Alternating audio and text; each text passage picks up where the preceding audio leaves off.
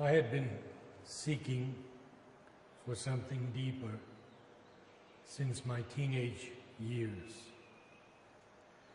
And I studied Raja Yoga with a Pandit in New York City. And one day he said to me, "Would you like to go to Shantiniketan, Tagore's University, and study Indian music to complement the music you are doing now?"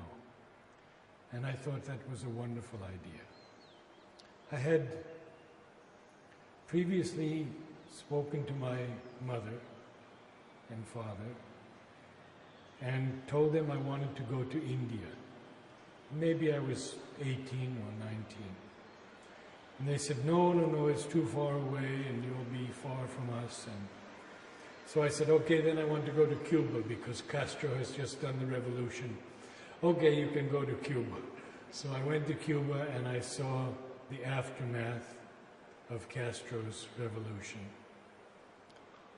And I was amazed at the people, how loving they were. I sang with them in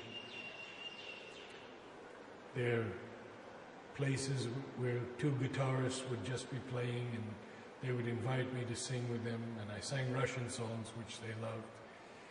And then Che Guevara allowed me to come and use his office to photograph Fidel speaking to 400,000 people in a square. So I came back to the States, and then I was determined to go to India, studied with the Pandit, and he said, follow me out to California, and you'll leave from San Francisco or Los Angeles. I said, fine. So I had to work, had little money. I worked at 2 jobs, 18 hours a day to save enough money. And then I followed him out and waited week after week after week. And he fell in with some attractive and elegant ladies in Riverside, California, and came to me one day and said, everything has fallen through. If you really want to do yoga, go back home to your family and practice samatha, equality. Something in me rose up, and I looked him directly in the eye and I said, no, I am going to India. And within a day or two, I met Jyoti Priya, Dr. Judith Tyberg. Her name was given to her by Sri Aurobindo. And she said, oh, but you are destined to go to Mother. And her library was filled with the writings of Mother and Sri Aurobindo. And many people would come on the weekends. And there was always a speaker. And she said, Mother will want a sample of your handwriting and a photo of you. So we took care of that. And very shortly after that, Mother sent a telegram to Jyoti Priya about me. And she said, tell him he may come and stay as long as he likes. This was such a powerful message. So I left on a freighter, and it was the most horrendous journey you can imagine. We hit a typhoon off Alaska, and the front deck was filled with huge redwood timbers that I watched snap off like toothpicks into the water until the deck was clean. The captain and all the crew were praying, all Japanese, and he said to me, 1 more degree and we capsize. And I knew we wouldn't capsize because I had to come and see Mother. I arrived on the 23rd of November and saw Mother for the first time, November 24th, Darshan.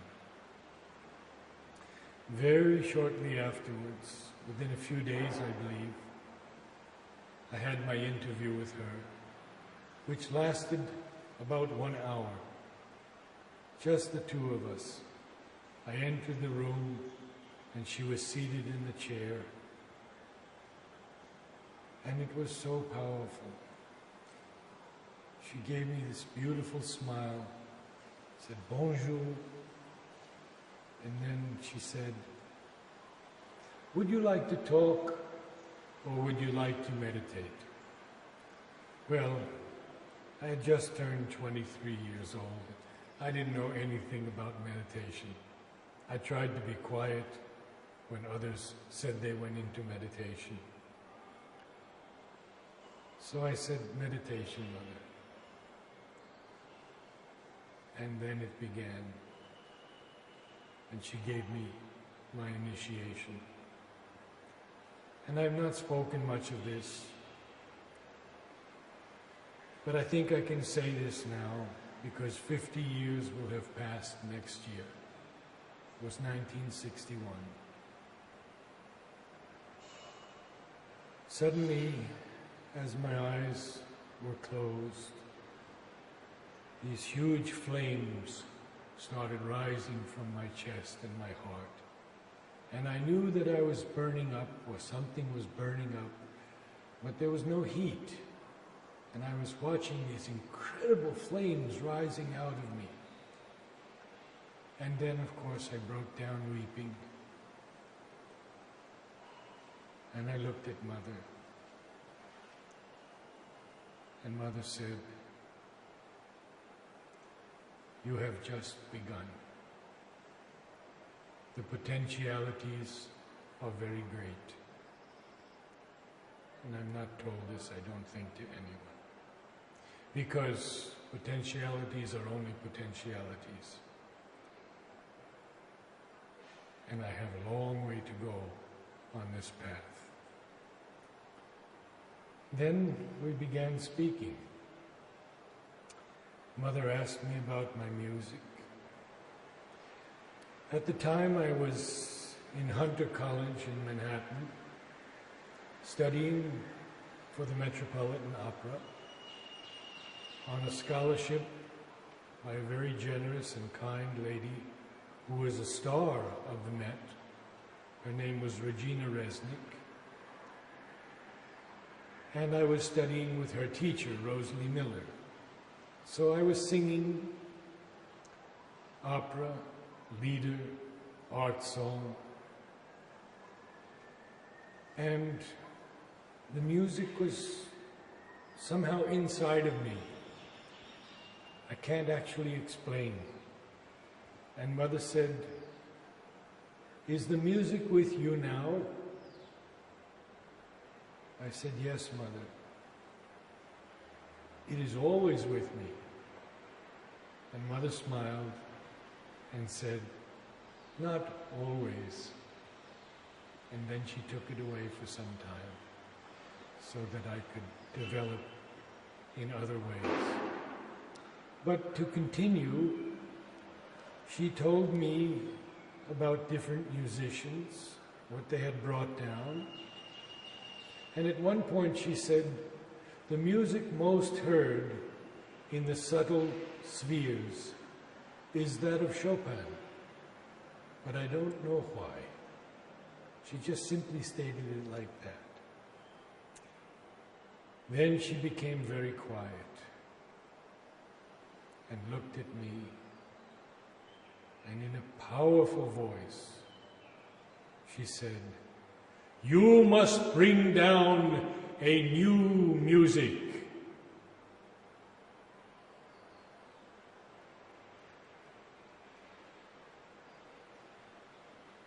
And I said, Mother, I don't know anything about combining words and music. No, no. You must go far above words and bring down the new music. That was her first Adesh to me. The second one was to care for the service tree for the rest of my life. And the third one was to build the gardens of the Matrimandir. So we talked for a long time, and I'm blank for the rest of it. I had my Adesh. I knew what I had to do. And because even at that young age, Savitri was so important to me that I read it constantly, and I read the letters on Savitri, and all that Sri Aurobindo wrote, even in the future poetry, on the overhead touch in poetry. And I said, there must be this overhead touch in music also. Of course, I found out later that Mother said that a certain symphony, the violin concerto of Beethoven, another symphony of Franck, and a work of Bach had all come from a very high plane. Since then we have read many things of Mother on music, but then there was very little available. So when I went back to the US in 1962, I began to search for the new music.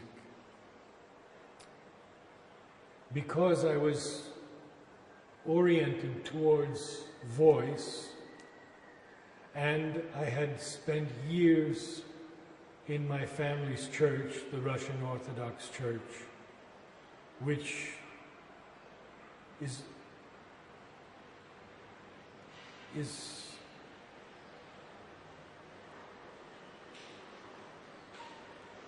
one of those places which can be sanctified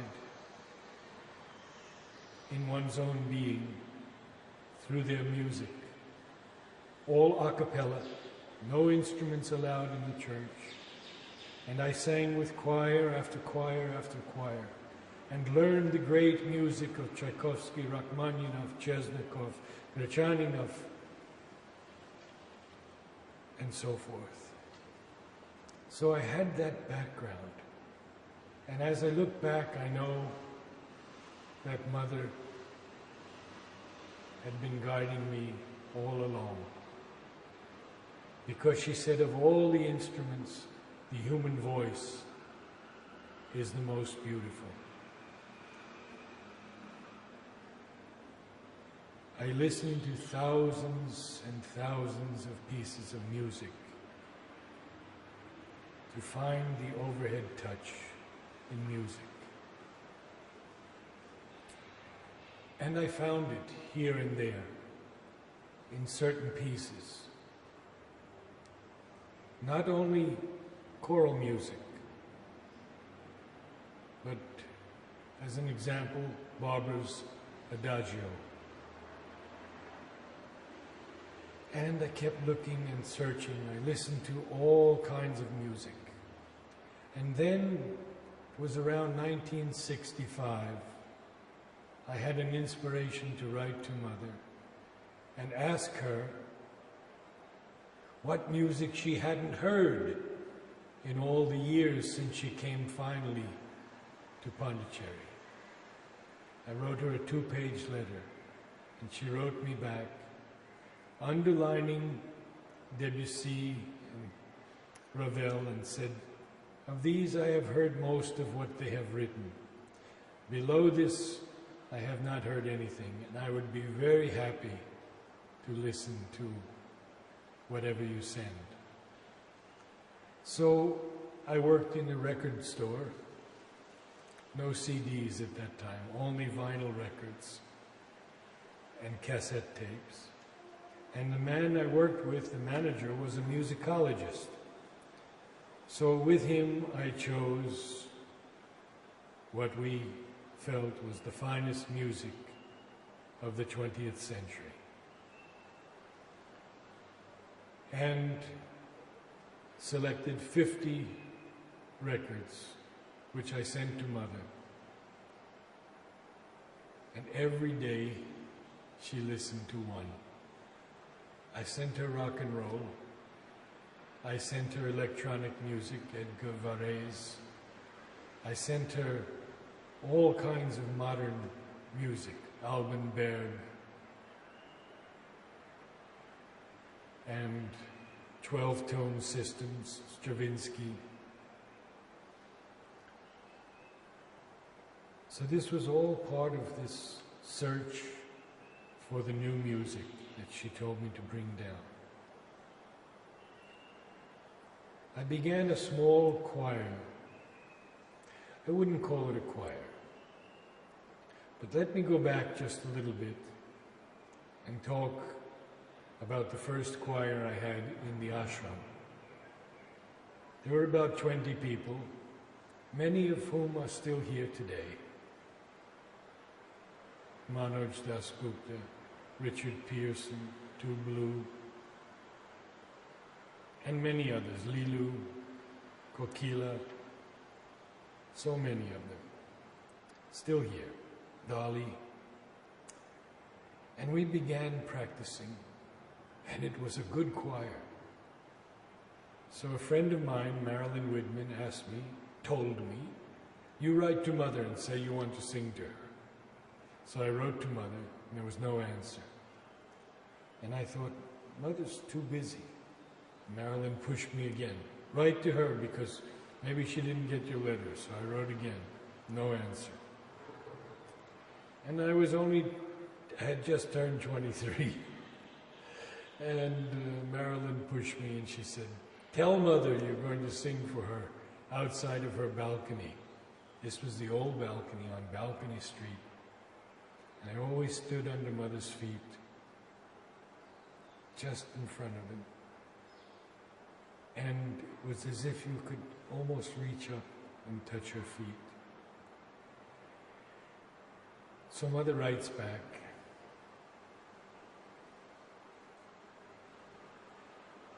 I would like you to sing by the Samadhi. The word spread, and being a callow youth, I had no idea that this would be a darshan. And Mother comes down the stairs and the window is open for her, overlooking the Samadhi. And we just have enough room to walk in with the choir and stand, me facing the Samadhi, the choir facing Mother. So she's there. And I begin the first piece. And it's a total disaster. My friend Dimitri von Mohrenschildt, whom I had known in America when he was at Dartmouth College, said it was probably the worst sound he had ever heard. What happened was that we had never sung outside before, and the wind took all the voices. No one could hear anything. I turned to Mother, I looked up at her, I did pranam, and I said, Mother, we are singing for you. The rest of the concert, not one mistake. So now back to this small group in Oroville. Mary Helen, Shraddhavan, Alan Klass, myself, sometimes one or two others. And we just began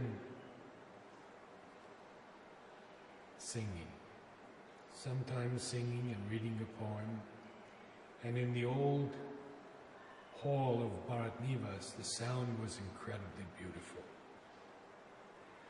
And then we wrote to Mother. I don't remember the whole thing. But Mother told us a little bit more. She said, first of all, sit in a circle and have no preconceived idea as to what you will sing. Then she said, there is a music waiting to come down, and it is just above the head.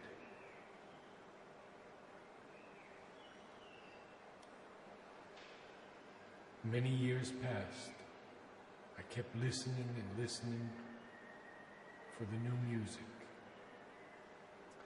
Mary Helen went through 3.5 years of ovarian cancer. She was given 3 weeks to live. We were told by the doctor to fill out our wills and do all our paperwork. She would be gone in 3 weeks. The surgeon opened her up and said he couldn't remove any of the cancer. It was like cement was thrown into her stomach. And at a party the next evening, the surgeon was talking with the Bengali doctor whose work was with cancer patients. And he said, I think I can help her. And Mother gave her 3.5 years. We had been living in the States and had the best care possible. And she left the day before her birthday in 2002. I started coming back to the ashram, and it was also the beginning of the gardens. We had begun the Matrimandir nursery in 1970. I came in 69 when I had one brief note from Mother, "A biento, see you soon." Now, in 2003, the inspiration came to me that the new music would descend in a collective body.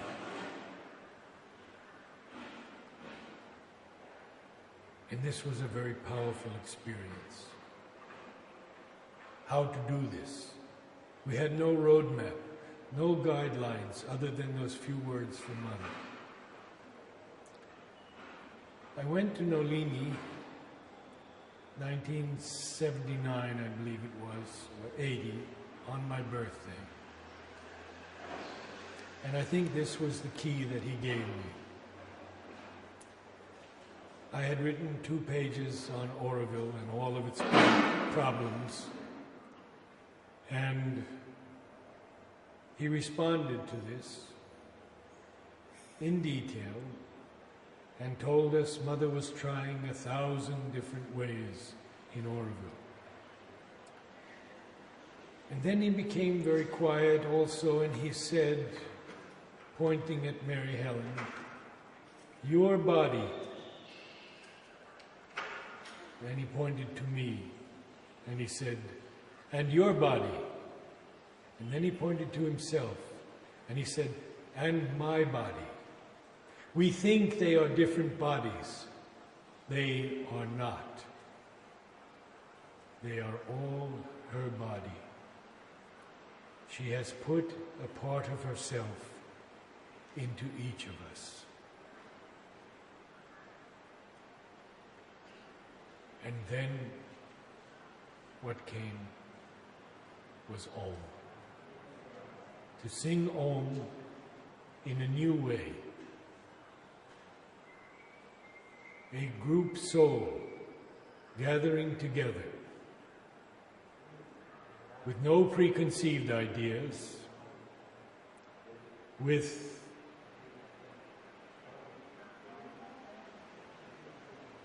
a deep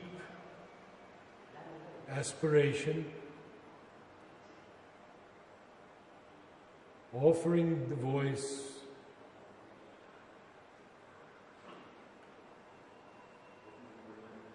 opening the being to receive the descent of the new music.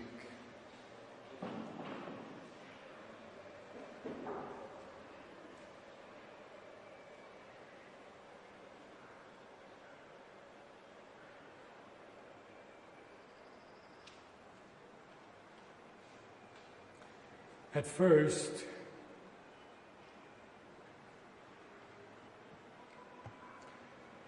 perhaps there was not so much harmony. People would come and feel that it was a venue for showing off their voice. But over the years, and now we're in our 7th year, it deepened and deepened and deepened. And as we went deeper, the greater music descended. As we realized that we were one sacred body, offering itself to the divine. And I have often quoted the first sentence of the Mother, which I don't have with me, so I can only paraphrase it. But Sri Aurobindo said, there are 2 powers that alone can effect, in their conjunction, the great and difficult thing which is the aim of our endeavor. A fixed and unfailing aspiration that calls from below, and a supreme grace from above that answers. This is the Om Choir. Attendance has grown from a few people in the ashram to 45 to 60. Older ashramites. Then at Savitri Bhavan, in this very room, we have had up to 100, 120 people singing Om. And the power of this is so great that people have visions constantly. Not only visions, but I'm told of healing experiences, chronic pains disappearing. And though I don't have the inner vision, because basically I'm just a prayer. And when we gather, I ask the Divine to bless each one who has come for this sacred work, because it is a collective, a true collective experience. And I don't know of many of these where we are all at least aspiring to recognize that we are one group soul, come down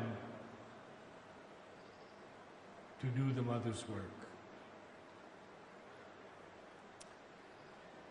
Many people come who are tone deaf.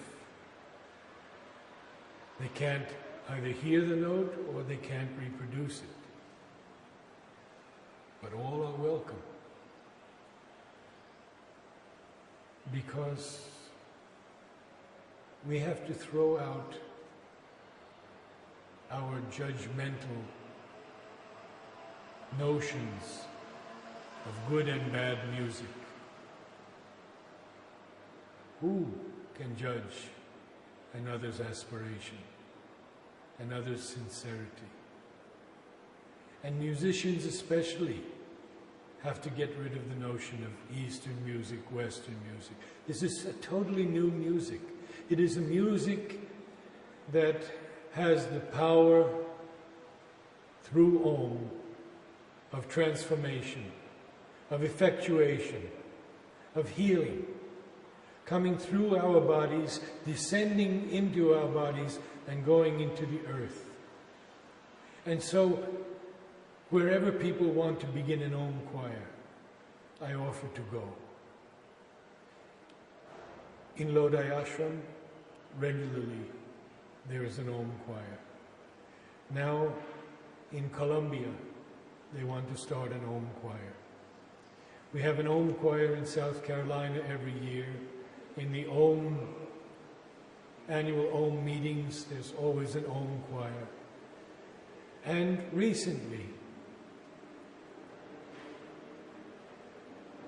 I was asked to meet with 8- and 9-year-olds, and we sang Om together in Delafon,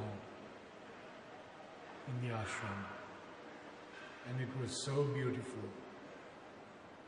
Lazzo attended the next to the last Om choir, and he is a fine musician, a violinist, and a teacher. And he came up to me and he said, I want to do this with the children, all of the children. And I gave him a paper of all the writings on Om that I found from Sri Aurobindo. And one day I will quote those. Mother has said, Om is the signature of the Lord. There is no word in all the languages of the world that has the power of Om.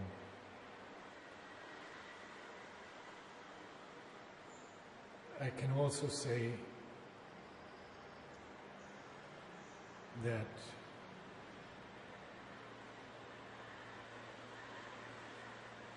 people who tell me of their visions are changed. I keep all names confidential, but perhaps in the next session I could read some of these experiences, which are so beautiful and so powerful. And I'll just tell you one that happened last night. An elderly lady at the end of the Om choir came to me and held my hands, put her head against my head and my hands. She spoke no English. Tears. And as I closed up the room and went down the stairs, a friend was there who spoke Gujarati, and he translated for me what she was saying. Her face was absolutely radiant, and she kept saying it over and over and over again. I saw all the gods, and all the gods were singing and calling Mother down into the Om choir. And they were coming, Mother was coming, and all the gods were there. And she couldn't stop saying this. And then this man said to me,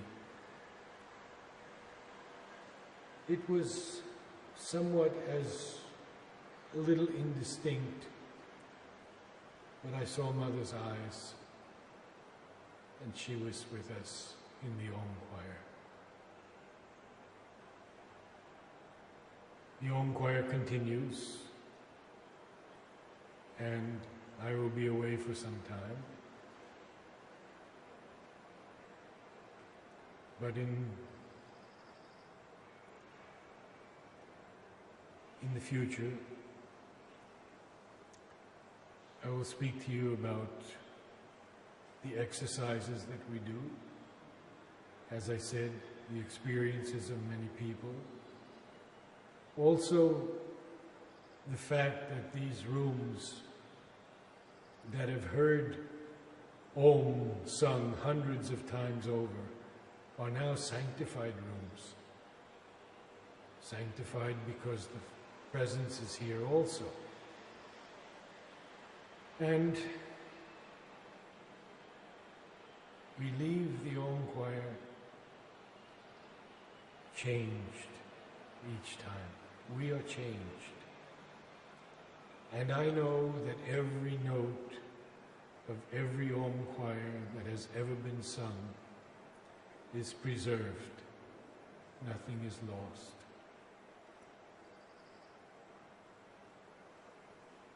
Thank you.